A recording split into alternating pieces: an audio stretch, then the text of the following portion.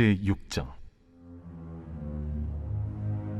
그 후에 예수께서 디베랴의 갈릴리 바다 건너편으로 가심에 큰 무리가 따르니 이는 병자들에게 행하시는 표적을 보았음이로라. 예수께서 산에 오르사 제자들과 함께 거기 앉으시니 마침 유대인의 명절인 유월절이 가까운지라. 예수께서 눈을 들어 큰 무리가 자기에게로 오는 것을 보시고 빌립에게 이르시되 우리가 어디서 떡을 사서 이 사람들을 먹이겠느냐? 이렇게 말씀하심은 친히 어떻게 하실지를 아시고 빌립을 시험하고자 하심이라. 각 사람으로 조금씩 받게 할지라도 200데나리온의 떡이 부족하리이다. 제자 중 하나 곧 시몬 베드로의 형제 안드레가 예수께 여짜오되 여기 한 아이가 있어 보리떡 5개와 물고기 2마리를 가지고 있나이다.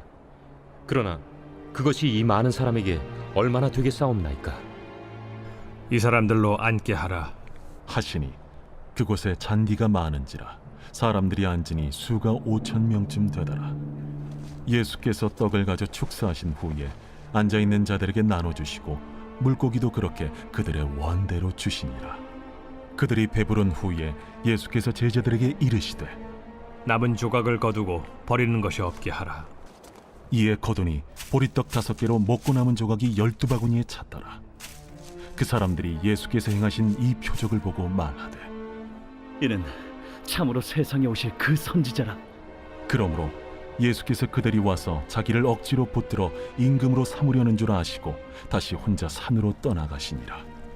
저물매 제자들이 바다에 내려가서 배를 타고 바다를 건너 가버나움으로 가는데 이미 어두웠고 예수는 아직 그들에게 오시지 아니하셨더니 큰 바람이 불어 파도가 일어나더라.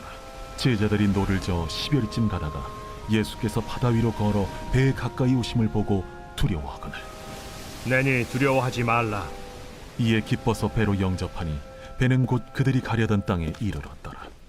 이튿날 바다 건너편에 서 있던 무리가 배 한 척 외에 다른 배가 거기에 없는 것과 또 어제 예수께서 제자들과 함께 그 배에 오르지 아니하시고 제자들만 가는 것을 보았더니 그러나 디베랴에서 배들이 주께서 축사하신 후 여럿이 떡 먹던 그곳에 가까이 왔더라. 무리가 거기에 예수도 안 계시고 제자들도 없음을 보고 곧 배들을 타고 예수를 찾으러 가버나움으로 가서 바다 건너편에서 만나 라비어, 언제 여기 오셨나이까? 내가 진실로 진실로 너희에게 이르노니 너희가 나를 찾는 것은 표적을 본 까닭이 아니요 떡을 먹고 배부른 까닭이로다. 썩을 양식을 위하여 일하지 말고 영생하도록 있는 양식을 위하여 하라. 이 양식은 인자가 너희에게 주리니 인자는 아버지 하나님께서 인치신 자니라. 우리가 어떻게 하여야 하나님의 일을 하오리이까? 하나님께서 보내신 이를 믿는 것이 하나님의 일이니라.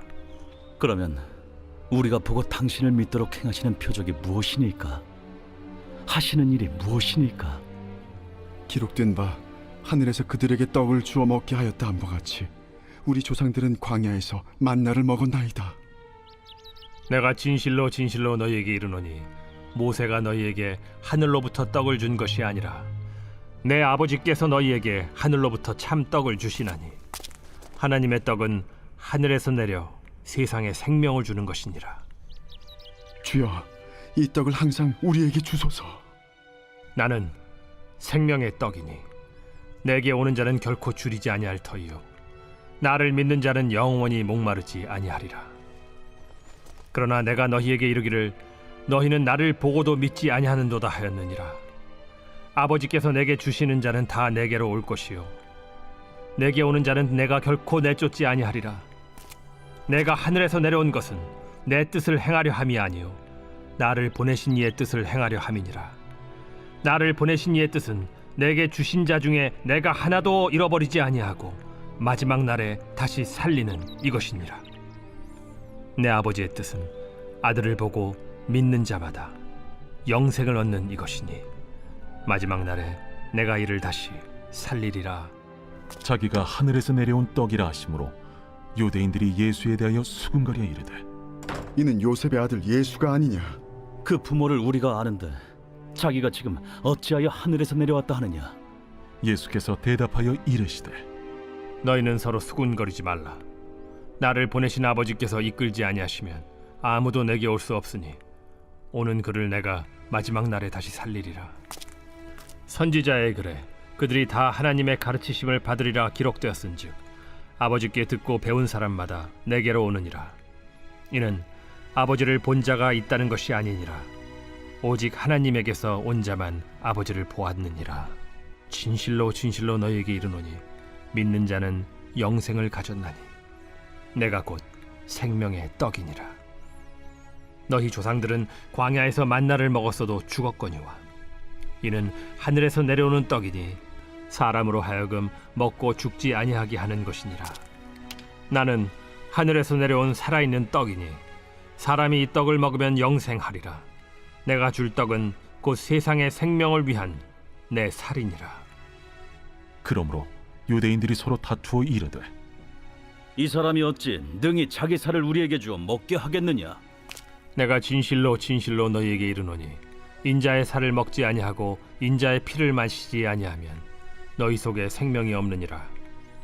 내 살을 먹고 내 피를 마시는 자는 영생을 가졌고 마지막 날에 내가 그를 다시 살리리니 내 살은 참된 양식이요 내 피는 참된 음료로다. 내 살을 먹고 내 피를 마시는 자는 내 안에 거하고 나도 그의 안에 거하나니 살아계신 아버지께서 나를 보내심에 내가 아버지로 말미암아 사는 것 같이 나를 먹는 그 사람도 나로 말미암아 살리라. 이것은 하늘에서 내려온 떡이니 조상들이 먹고도 죽은 그것과 같지 아니하여 이 떡을 먹는 자는 영원히 살리라. 이 말씀은 예수께서 가버나움 회당에서 가르치실 때에 하셨느니라. 제자 중 여럿이 듣고 말하되 이 말씀은 어렵도다. 누가 들을 수 있느냐? 한데 예수께서 스스로 제자들이 이 말씀에 대하여 수군거리는 줄 아시고 이르시되 이 말이 너희에게 걸림이 되느냐? 그러면 너희는 인자가 이전에 있던 곳으로 올라가는 것을 본다면 어떻게 하겠느냐? 살리는 것은 영이니 육은 무익하니라. 내가 너희에게 이른 말은 영이요 생명이라.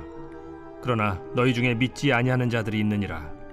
이는 예수께서 믿지 아니하는 자들이 누구며 자기를 팔 자가 누구인지 처음부터 아심이로라. 그러므로 전에 너희에게 말하기를 내 아버지께서 오게 하여 주지 아니하시면 누구든지 내게 올 수 없다 하였노라. 그때부터 그의 제자 중에서 많은 사람이 떠나가고 다시 그와 함께 다니지 아니하더라. 예수께서 12 제자에게 이르시되 너희도 가려느냐? 시몬 베드로가 대답하되 주여, 영생의 말씀이 주께 있사오니 우리가 누구에게로 가오리이까? 우리가 주는 하나님의 거룩하신 자이신 줄 믿고 알았사옵나이다. 내가 너희 12를 택하지 아니하였느냐? 그러나 너희 중에 한 사람은 마귀니라. 이 말씀은 가룟 시몬의 아들 유다를 가리키심이라.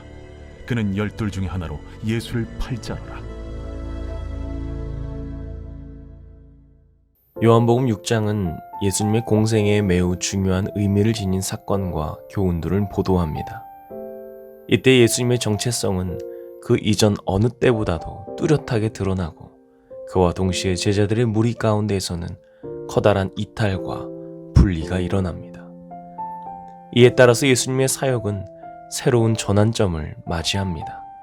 5,000명을 먹이시고 바다 위를 걸어오시고 하늘로부터 내려온 생명의 떡에 대해 말씀하시고 많은 제자들이 떠나갔던 사건들을 살펴보면 결국 6장 전체를 관통하는 하나의 근본적인 질문에 맞닥뜨리게 됩니다. 예수는 과연 누구인가? 요한은 이에 대한 해답을 각 장마다 오직 이것을 기록함은 너희로 예수께서 하나님의 아들 그리스도이심을 믿게 하려 함이요 라고 밝힌 책의 기록 목적에 변함없이 충실합니다. 그렇게 6장의 주제는 인간의 떡 문제에 대해 하나님께서 해결책으로 제공해 주신 생명의 떡이 되시는 예수 그리스도입니다. 당시에 예수님 앞에 모여든 갈릴리의 유대 군중은 시대를 초월한 온 인류의 절실한 필요의 문제를 대변하고 있습니다. 인간에게 떡 문제는 생존을 위한 기본 요건임에도 불구하고 타락 이후의 자연 환경은 더 이상 그 요건을 보장해 주지 않습니다. 따라서 인간은 이 문제를 해결하기 위하여 시족과 부족 사회를 이루고 나라를 만들었습니다. 그리고 배부르고 등 따숩게 해줄 인물을 그들의 지도자와 왕으로 세웠습니다. 그러므로 오병이어의 기적을 현장에서 목격한 유대 군중이 예수님을 억지로 붙들어 왕으로 삼으려 했던 처사는 인간적으로 볼 때 너무나 당연합니다. 그들은 그 기적에서 보인 예수님의 능력이라면 외세인 로마를 몰아내고 되찾은 땅에 하나님의 나라를 세우고 이스라엘이 태평성대를 누리게 할 수 있다고 확신했을 겁니다. 보리떡과 생선을 배불리 얻어먹은 그들은 예수님께 찾아와 모세의 만나와 같은 또 다른 기적을 요구합니다. 그러나 예수님의 관심사는 그들과 전혀 달랐습니다. 예수님은 하나님께서 보내신 자로서 그분의 뜻을 이루는 일에만 집중했습니다. 사람들이 우선적으로 해야 할 하나님의 일이란 그분이 보내신 자를 믿는 것입니다. 또한 예수님을 보내신 하나님의 뜻은 바로 그에게 주신 사람들을 그가 하나도 잃어버리지 않고 마지막 날에 모두 살리는 것이었습니다.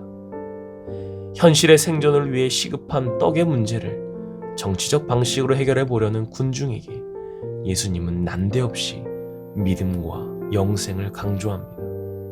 군중이 요구하는 모세의 만나도 원래는 하나님께서 사람이 떡으로만 사는 것이 아니요 여호와의 입에서 나오는 모든 말씀으로 사는 줄을 내가 알게 하려고 주신 것이었습니다.